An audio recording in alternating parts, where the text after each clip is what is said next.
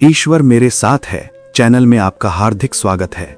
आज हम एक ऐसे विषय पर बात करने जा रहे हैं जो हर सोचने वाले इंसान के मन में कभी ना कभी उठता है। मोक्ष क्या है?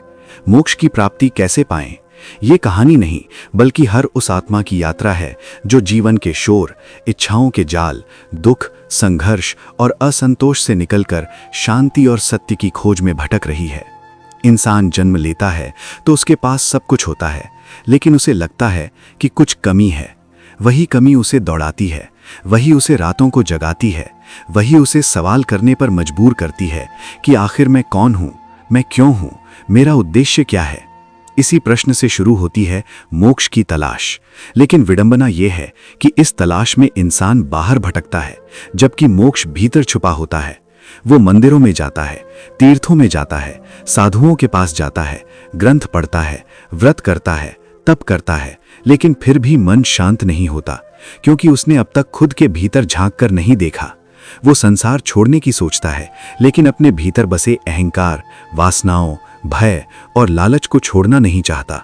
यही कारण है कि मोक्ष की तलाश उसे भटकाती रहती है। वो सोचता है कि सब कुछ छोड़ दूंगा तो मुक्त हो जाऊंगा, लेकिन छोड़ना बाहर का नहीं, भीतर का होना चाहिए। जब तक मन की पकड़ ढीली नहीं होगी, तब तक आत्मा मुक्त नहीं होगी। इंसान की सबसे बड़ी उलझन यही है कि वो सुख को ही मोक्ष समझ बैठता है। उसे लगता है कि जब सब दुख मिट जाएंगे तब मोक्ष मिलेगा, जबकि सच्चाई ये है कि दुख और सुख दोनों से ऊपर उठ जाना ही मोक्ष की ओर पहला कदम है। जो इंसान परिस्थितियों में नहीं बहता, जो हर हाल में स्थिर रहता है, वही धीरे धीरे मोक्ष की दिशा में बढ़ता है। भटका हुआ इंसान अक्सर ये भूल जाता है कि उसका असली शत्रु बाहर नहीं, भीतर है। उसकी इच्छाएं, उसका अहंकार, उसका डर, उसकी तुलना, उसकी अपेक्षाएं, यही सब उसकी बेड़ियां हैं। वो इन बेड़ियों को तोड़ने के बजाय इन्हें सजाता रहता है और फिर कहता है कि मैं मोक्ष चाहता हूं। ये वैसा ही है जैसे कोई व्यक्ति जंजीरों के साथ उड़ने का सपना देखे। मोक्ष कोई मंजिल नहीं बल्कि एक अवस्था है, जहां मन शांत होता है, जहां कोई चाह बाकी नहीं रहती, जहां कोई भय नहीं रहता, जहां इंसान हर पल ईश्वर की उपस्थिति को महसूस करता है। लेकिन इस अवस्था तक पहुंचने के लिए इंसान को खुद से लड़ना पड़ता है। उसे अपने भीतर के अंधेरे को देखना पड़ता है, अपनी कमजोरियों को स्वीकार करना पड़ता है, अपनी गलतियों को मानना पड़ता है। यही आत्मबोध की शुरुआत है और आत्मबोध से ही आत्ममुक्ति जन्म लेती है। जो इंसान दूसरों को बदलने की कोशिश करता रहता है वो कभी मुक्त नहीं हो सकता, लेकिन जो खुद को बदल लेता है वही सच में मुक्त होता है। मोक्ष का रास्ता त्याग से नहीं, जागृति से गुजरता है। संसार छोड़कर जंगल चले जाना आसान है, लेकिन संसार में रहकर आसक्ति छोड़ देना कठिन है, और जो कठिन को चुनता है वही मोक्ष के करीब पहुंचता है। जब इंसान हर कर्म को ईश्वर को समर्पित कर देता है, जब वो परिणाम की चिंता छोड़ देता है, जब वो हर परिस्थिति को प्रसाद समझकर स्वीकार करता है, तब उसके भीतर एक अद्भुत शांति जन्म लेती है। वही शांति मोक्ष का पहला स्वाद है। धीरे धीरे उसकी इच्छाएं क्षीण होने लगती हैं, उसका अहंकार गलने लगता है, उसका मन हल्का होने लगता है, और उसे महसूस होता है कि जिसे वो बाहर ढूंढ रहा था वो तो हमेशा उसके भीतर ही था। तब उसे समझ आता है कि भटकन की असली वजह अज्ञान थी और मोक्ष की असली चाबी ज्ञान है। आत्मज्ञान, ईश्वर ज्ञान, जीवन ज्ञान। जब ये ज्ञान जागृत होता है तो इंसान हर बंधन से स्वतः मुक्त होने लगता है। उसे किसी विशेष वस्त्र, स्थान या साधना की आवश्यकता नहीं रहती। उसका हर श्वास साधना बन जाता है, उसका हर कदम प्रार्थना बन जाता है, उसका हर कर्म पूजा बन जाता है, और यही जीवन जीते जी मोक्ष की अनुभूति है। लेकिन ये यात्रा आसान नहीं है। इसमें गिरना पड़ता है, टूटना पड़ता है, अकेला पड़ना पड़ता है, क्योंकि जब इंसान भीतर की ओर मुड़ता है तो बाहरी दुनिया उससे छूटने लगती है, और वही क्षण उसकी परीक्षा का होता है। लेकिन जो इन परीक्षाओं में स्थिर रहता है वही सच में मुक्त होता है। अंत में यही कहा जा सकता है कि मोक्ष की तलाश में भटका इंसान तब तक भटकता रहेगा जब तक वो खुद से नहीं मिलता। जिस दिन उसकी नजर बाहर से हटकर भीतर की ओर मुड़ जाएगी, उसी दिन उसकी भटकन समाप्त हो जाएगी, और वही दिन उसके जीवन का सबसे पवित्र दिन होगा, क्योंकि उसी दिन वो सच में मुक्त होगा।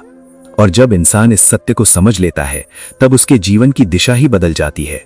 अब वो पाने के लिए नहीं बल्कि समझने के लिए जीता है। अब वो दिखाने के लिए नहीं बल्कि महसूस करने के लिए चलता है। अब उसकी हर सुबह एक नई चेतना के साथ होती है और हर रात कृतज्ञता के भाव में ढल जाती है। वो जान जाता है कि जीवन की सबसे बड़ी साधना जागरूक रहना है, हर पल सचेत रहना है, अपने विचारों पर नजर रखना है, अपने भावों को समझना है, क्योंकि जैसा मन होगा वैसा ही जीवन बनेगा और जैसा जीवन बनेगा वैसी ही आत्मा की स्थिति होगी। जो इंसान अपने मन को शांत कर लेता है वही संसार की सबसे बड़ी विजय प्राप्त कर लेता है, क्योंकि बाहर की जीत क्षणिक होती है लेकिन भीतर की जीत शाश्वत होती है।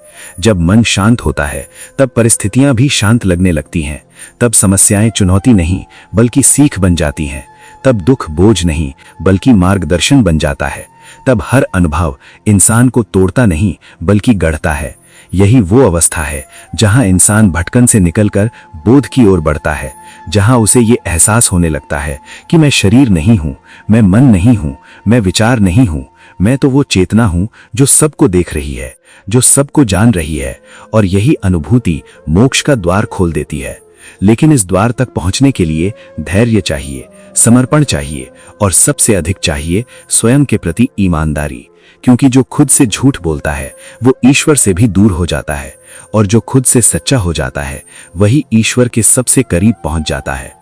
इस मार्ग पर चलते हुए कई बार इंसान को अकेलापन महसूस होता है, क्योंकि उसकी सोच बदलने लगती है, उसकी प्राथमिकताएं बदलने लगती हैं।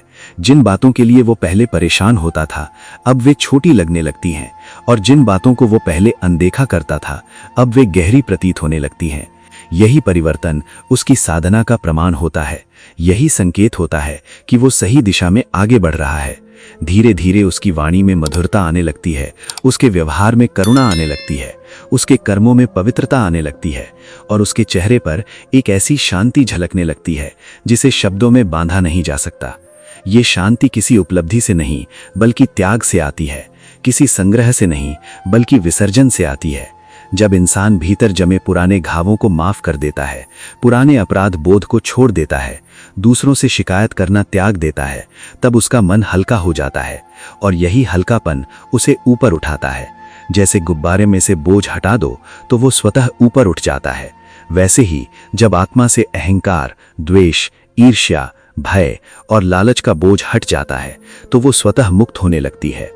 यही मोक्ष की वास्तविक प्रक्रिया है। कोई जादू नहीं, कोई चमत्कार नहीं, बस निरंतर जागरूकता, निरंतर आत्मचिंतन और निरंतर समर्पण।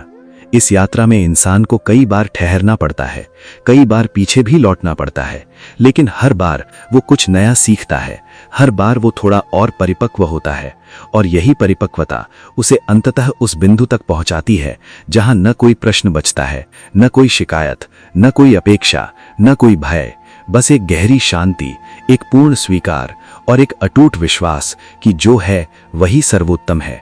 यही विश्वास इंसान को भटकन से मुक्त करता है, यही विश्वास उसे ईश्वर से जोड़ता है और यही विश्वास उसे जीवन और मृत्यु दोनों से परे ले जाता है। अंत में इंसान ये समझ जाता है कि मोक्ष कहीं बाहर नहीं, किसी लोक में नहीं, किसी समय में नहीं, बल्कि इसी क्षण में है, इसी श्वास में है, इसी चेतना में है। बस देखने की दृष्टि बदलनी है, महसूस करने का भाव जगाना है और खुद को पूरी तरह ईश्वर के चरणों में समर्पित कर देना है, क्योंकि जहां समर्पण है वहीं मुक्ति है और जहां मुक्ति है वहीं सच्चा आनंद है। अगर ये वीडियो आपके हृदय को छू गया हो, अगर आपको अपने भीतर शांति की एक हल्की सी अनुभूति हुई हो, अगर आपको लगा हो कि ये शब्द आपके जीवन की किसी उलझन को सुलझा रहे हैं, तो इस वीडियो को लाइक जरूर करें, अपने मित्रों और परिवार के साथ शेयर करें ताकि ये दिव्य संदेश अधिक से अधिक लोगों तक पहुंच सके।